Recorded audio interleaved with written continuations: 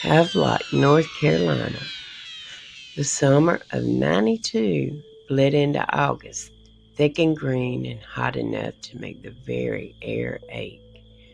Folks mostly recall the way the sky hung low, bruised purple and copper at dusk, or the special stillness of the baseball field down by the tree line, where the shadows stretched long enough to swallow a man whole. That's where they laid eyes on her last, Camille Whalen.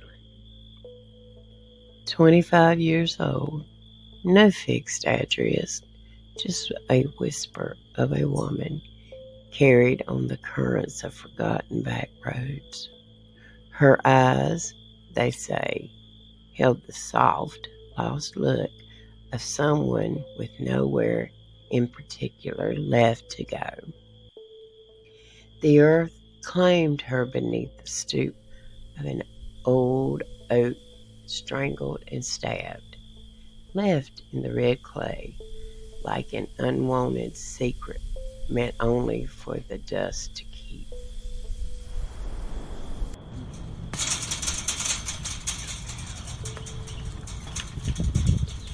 No living soul swore they'd seen her walk that ground before. No trucker, no local, no soul remembered offering her passage on that final, sun-drenched day. But in Havelock, the very soil holds a memory deeper than any human heart. They say she drifted in from the shimmering, salt-kissed coast, perhaps trying to outrun a shadow. But the chance to flee was stolen, just as her breath was. The longing came, asking questions with hard, flat voices. Marines from the nearby base, their youth sharp against the languid heath, were made to stand accountable, but the trail, slick with the humidity and whispers, went cold before it ever knew the warmth of a fire.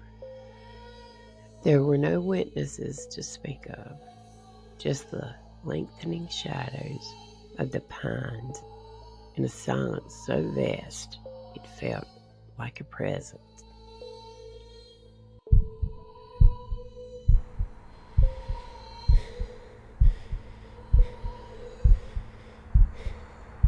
The season spun.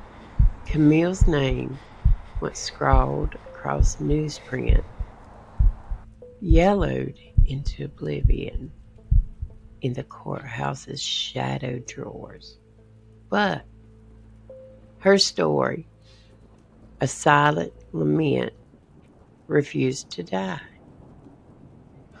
It settled itself in the rusted bleachers, seeped into the cracked asphalt path behind the outfield, where the ground, even decades later, still feels unsettled, holding its breath.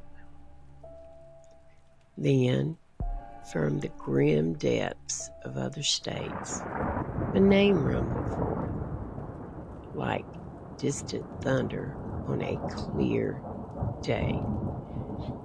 Darren Vann, a man etched with shadows deeper than any pine grove.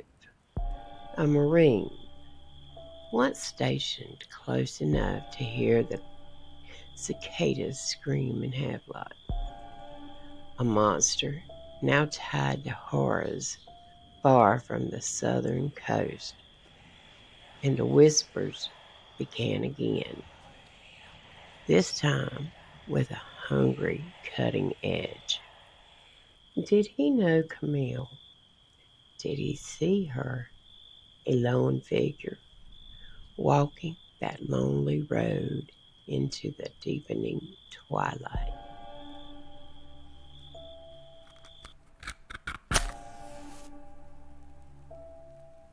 The authorities, tight-lipped and grim, won't speak her name alongside his. Not yet. But her forgotten file has been pulled from the dust. Old photographs, faded with time, have been turned over by gloved hands. New tests run on things long buried, stirred from their slumber. Still, in Havelock, time drags slow as molasses, and the town's ghosts speak only in riddles woven from pine needles and the damp earth.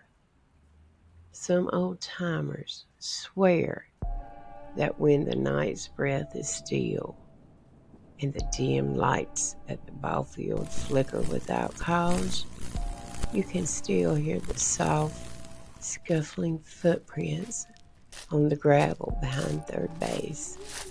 A faint hum, like a woman singing beneath her breath, forever waiting for a ride that in the end never truly came.